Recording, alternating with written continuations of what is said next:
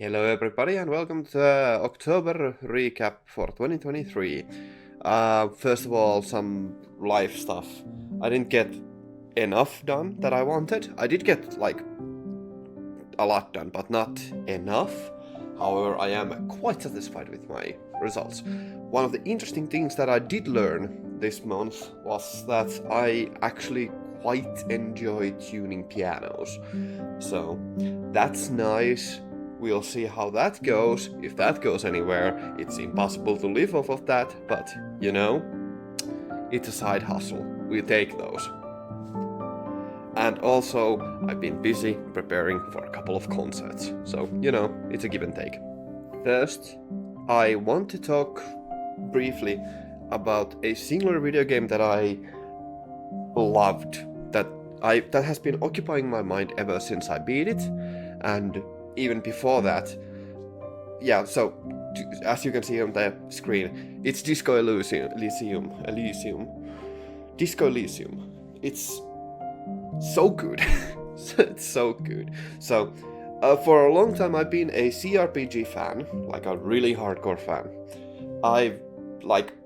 Planescape Torment has been my go-to example of the perfection of video game story writing and like how it emphasizes humanity of the characters and how it allows you to have self-expression in a multitude of ways, and why it's one of the biggest arguments, like when anybody criticizes that video games aren't art. Planescape Torment has been my go-to answer. And now we have Disco Elysium, which is something so... it's unreal. It's really hard to recommend the game because it's so unique and it's very uncomfortable at moments, but it's one of the most engaging experiences I've ever had. It's not like specifically horror or anything like that, or anything that... well, it does have a lot of grotesque stuff in it. And yeah, anyway, I'm not gonna ramble too long. Disco Elysium, one of the... probably in my all-time top 5 games of all time. Like, just like... I don't know how it could be better. Well, there are very few things. But it's just... it's really good. It's so good. And I love it. And after finishing, not completing, there's a lot to do in the game, so... and it has a lot of replay value. So I did a bit more research and it turns out it's Estonian, so that's very cool. My oldest sister lives in Estonia and I visited there to tune up her piano, so, you know, that's a funny coincidence. Also Estonia, just like this. Anyway, so I'm not gonna... I could ramble on and on about this Elysium, but the point is, it's one of the best games ever made. But it is for a very, very specific audience, because CRPGs are really difficult to, like, enjoy it. So, it's really, really quite something. I wasn't expecting to be so moved by it. I'll quickly mention the game Star Sign, which I made a review for. You can find it in the description, the link for that. I'll make some highlights, and you can find the link for that. It's the previous video, so... to put shortly, it's a really fun game. It's a really, really enjoyable 3D platformer, and it has some really lovely mastery mechanics to it, and it has a really, one of the best, like, such a good game feel. It feels more like a Spider-Man game than some Spider-Man game, a lot of Spider-Man games, to be honest. It's very weird, but I really quite enjoyed it. It's really cheap, like surprisingly cheap. And it has, like, really good replay value to it. Now, I did a review for that. I got the review copy for it, so it was free for me. So, you know, there's a disclaimer there. I really enjoyed that, and if, you know, go watch the review for more details on it. One of the games that I've been struggling to finish, not because it was difficult per se, but because I've been kind of doing other things and it didn't exactly engage me before, was Timespinner, which, of course, you can see.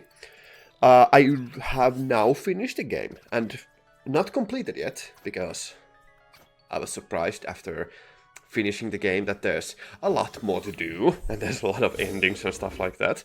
So, yes, there's a lot that I missed. But I'm happy that I went back and started playing it again, because I did enjoy it a lot. It's a very old school pixel art 2D platformer. It's really fun. It's really cute. It's quite entertaining. The combat is sufficiently challenging. Actually, the bosses do remind me quite a bit of like Metroid, and the game does have some Metroid elements to it. It's, however, quite short, but it's still very good. It's really, really good. So there's a sequel in the works, which is going to be quite interesting to see how they what they do with the game. But yeah, not surprising. Hey, it's a good Metroidvania. I like Metroidvanias. It's a good one.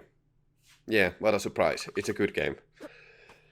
Or rather, I enjoyed a good game. It's not that shocking. But yeah, you know, if you want a Metroidvania, if you want a pixel art Metroidvania with really kind of a quirky, interesting platforming mechanic, which is, well, time stop.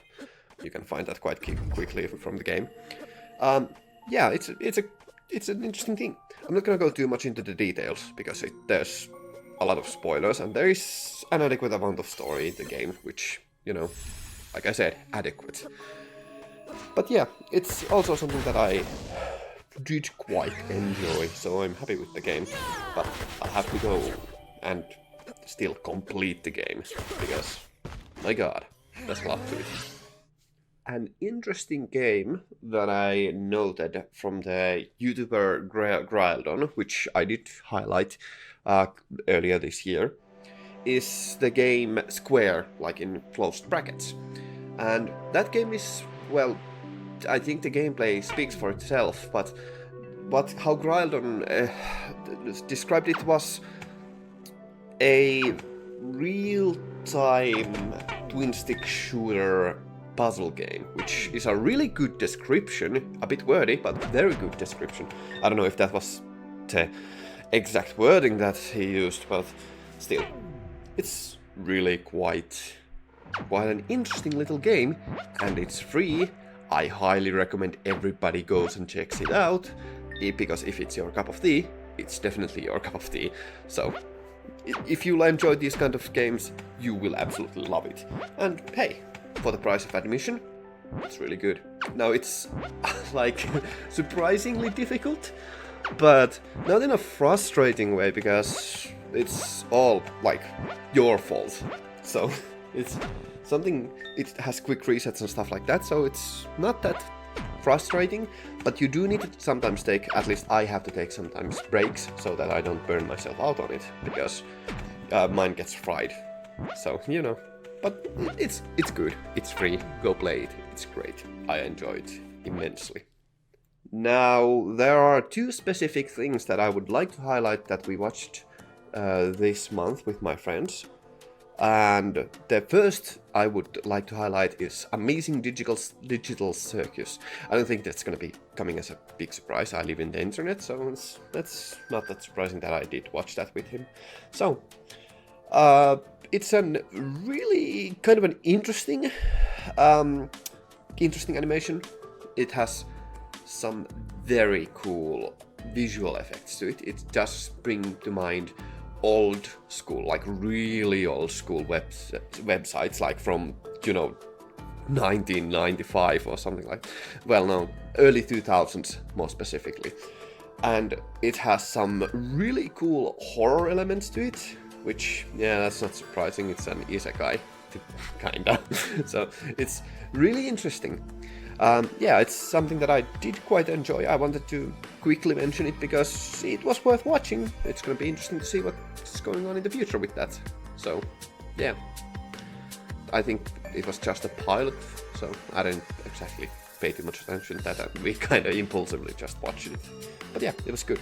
And the second thing that I would like to highlight is Helluva Boss Season 2 Episode 7, which came out just very recently, before I started recording the voice lines for this. So I didn't expect to actually put it on this list when we started watching it.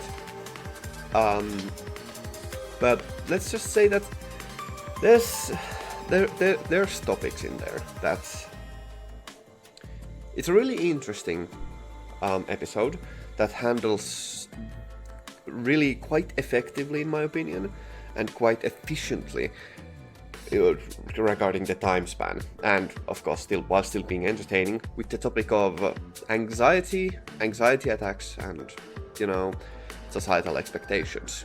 So it's something that did speak to me on a personal level, and I think they did quite a good job at it. So of course it's like the episodes are quite standalone-ish, so it had to be resolved. The crises had to be resolved quite quickly. However, I don't feel they were rushed. They were given adequate time to breathe, and it was quite an experience. So yeah, it's more of a personal thing that I want to highlight. That there's some things there that were very close to home, shall we say. So I'm not gonna ramble too much. If you watch it, you watch it. Like, people who watch the Helluva Boss, like people who know what the show's about, do like to watch it. So I'm not gonna convert anybody to it. So but still, it was personal. So that was the recap for October. A bit shorter than hopefully a bit shorter than I expected. It's gonna be hard to say while still recording this, but there was a lot of stuff. But like, most of it was left on the cutting floor because I'm still being busy. So regardless, I want to thank you all very much for watching. I hope you have a great rest of your day, and catch you later. Ganmu out.